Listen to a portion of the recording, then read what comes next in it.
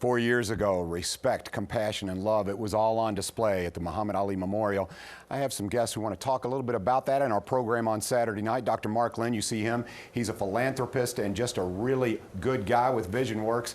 Dr. Lynn joins us, as well as Bob Gunnell, who was really the mastermind behind this wonderful day. He is the president, founder, owner of Boxcar PR. We also have Cara Stigger of Kaufman and Stigger. When there's something positive going on, they always step up. And that is Jeannie Conkey, who you have seen on the show often. She is with the Muhammad Ali Center. Okay, we'll start. Dr. Lynn, I'm going to start with you. It seems like that whenever help is needed, you're there to step up. You have always been close to the mission of Muhammad Ali and the Muhammad Ali Center. Why did you decide to get involved and help us with the program?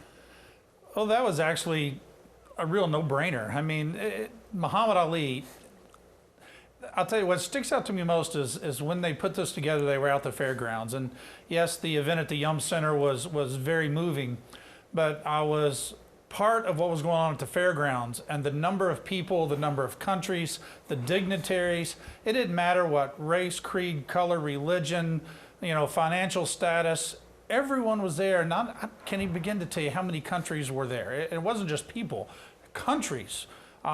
People coming in from all over the world just to pay final respects to what this man stood for. And I don't even think you really understood it till it was over and you had time to reflect. But to be able to be a part of this just for this weekend, it's an honor.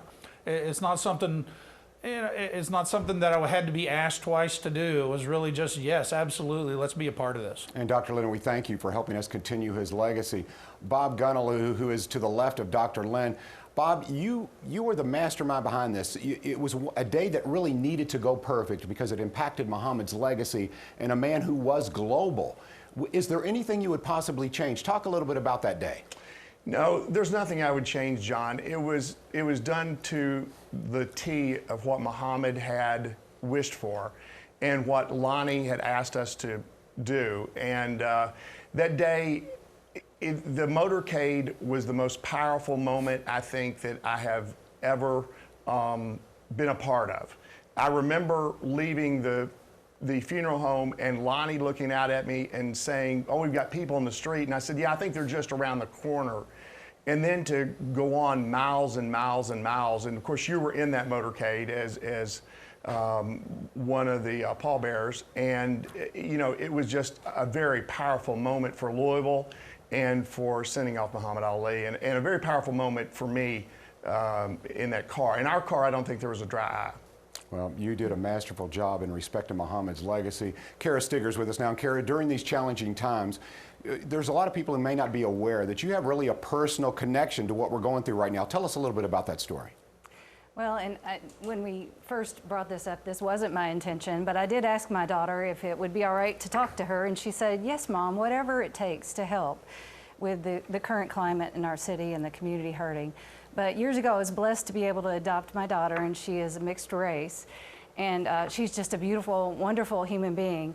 And personally, when we were in the process of adopting her, someone said to me, "Aren't you worried about racial tension and racism?" And I said, "That's going away." I'm like, by the time she's old enough to know anything, that'll be a thing of the past. Well, here we are 21 years later, and it's not. And I've seen that in her life, and it's been very personal to me.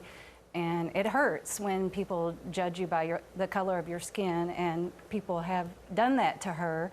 And again, there's been no violence and things of that nature. But what Muhammad Ali does at the Ali Center is so pertinent to today. And he has his core principles, and the one that speaks out is respect. And I want everybody to respect my daughter for who she is, not the color of her skin. Cara, I can hear the love in your voice. Thank you for sharing this story. Jeannie Conkey, we talked to Lonnie Ali earlier. You have released an essay entitled "We Still Need Muhammad's Voice," written by Lonnie. You and Lonnie Ali, the center, and Lonnie Ali are the voice of Muhammad. What is basically the message of that essay? Well, John, it talks about a lot of things. She mentions Louisville, of course, and how much Louisville meant to Muhammad Ali. But then she goes into the larger issues, the societal unrest that's going on in this country. And then she sort of ends it with, what would Muhammad say? What would Muhammad do if he were here? His voice is not stilled, of course, entirely, because the work of the Ali Center is amplifying Muhammad's 6 core principles and his beliefs. So it's a lovely essay. And I would encourage anyone who's not been to the center, not familiar with the programs, go to the website, call Jeannie Conkey. She will help you.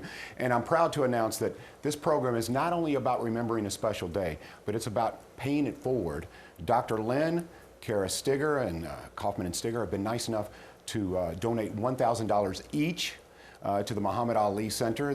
We didn't want to go through that cheesy little scenario of presenting this big fat check, but tell them what this will mean to the center, if you would, Jeannie. Well, first I would like to thank both Cara and Dr. Lynn. You know, Muhammad Ali lives in the hearts and minds of this community and to those around the world. And just because we are a physical building, it doesn't mean that all of this cannot be conveyed to those who want change, to those who believe in social justice. We are still actually closed to the public, but our work continues remotely, and we will be opening up in a few weeks. And we look forward to, once again, do some programming. And so once again, thank you. This will help us out very much. Appreciate it. Thank you, Jeannie Conkey. Again, to all of my panel, to all the guests today, the mayor, Reverend Cosby, Dr. Lynn, thank you for all you do. Cara Stigger of Kaufman and Stigger, and of course, Jeannie Conkey, all of you. Thank you, Bob. You did a wonderful job. We will see you Saturday night at 7 o'clock, Remembering Ali on Wave 3 News.